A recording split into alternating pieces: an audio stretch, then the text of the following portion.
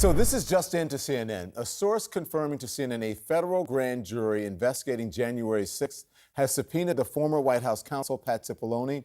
ABC News was first to report that. CNN has now confirmed that as well. Abby Phillip, David Chalian, Mark Preston, David Axelrod are all back with me here. Thanks so much for joining. This is big news. What say you, David Chalian?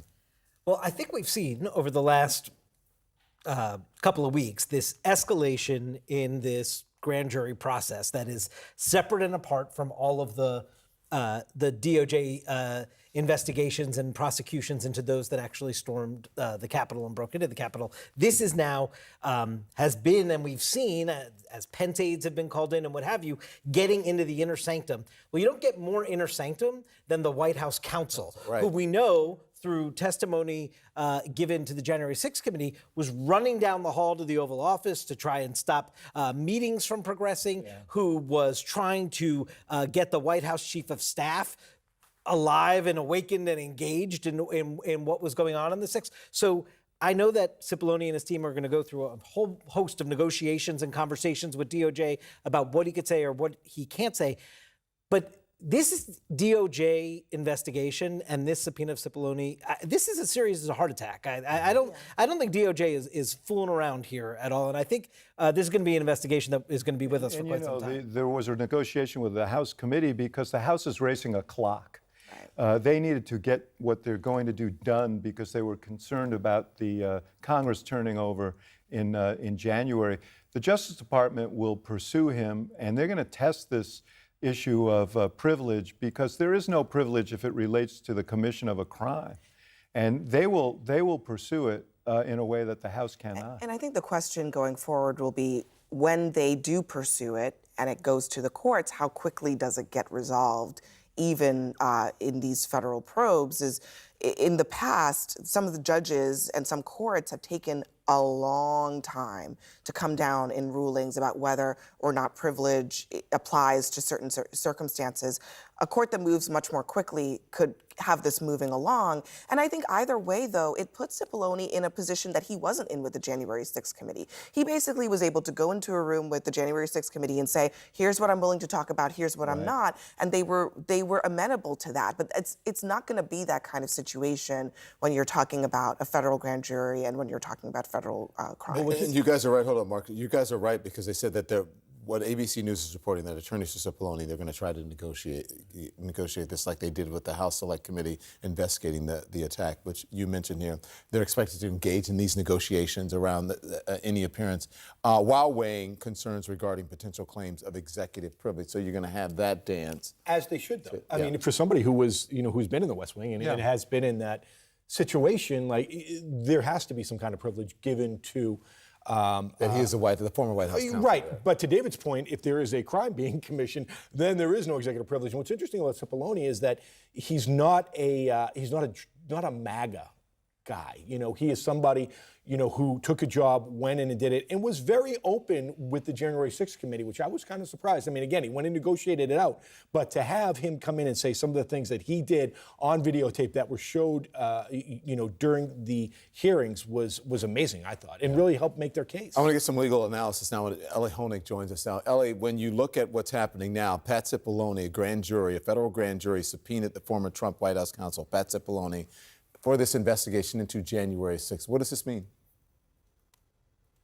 Well, Don, Pat Cipollone is the ultimate insider, and I think we've seen that he was involved in or present for or a witness for so many of the key conversations. And generally speaking, his role was as a voice of reason, telling them, no, you can't take over the Justice Department. No, you can't get on board with this fake elector scheme. No, John Eastman's theories are not legal. They're not constitutional. And I think one of the big questions here, and I think Abby Phillip was just alluding to this, is how hard is DOJ going to push back against these executive privilege claims? Because if we think to Pat Cipollone's videotape deposition testimony, which we saw in some of the hearings, there were these moments where he was asked, what was your conversation with Donald Trump? Pat Cipollone would sort of pause, turn to his lawyer, a guy named Michael Purpura, who I used to work with at DOJ, and then Cipollone would just say, privilege, and he would not answer. So is DOJ willing to go to courts to force him to give those answers, or are they going to be able to negotiate some sort of point where they agree on what Cipollone will and won't give them. If they do go to the courts, though,